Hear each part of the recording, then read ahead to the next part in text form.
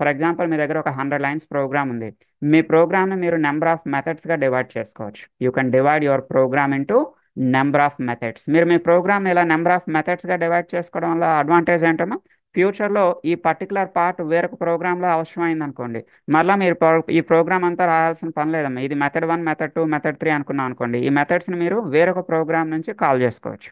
You can call these methods from another program. దాన్ని ఏమంటున్నామా, reusability. Reusability అంటే ఒక ప్రోగ్రాంలో ఉన్న మెథడ్ని మనం వేరొక ప్రోగ్రామ్ నుంచి కాల్ చేసుకోవచ్చు.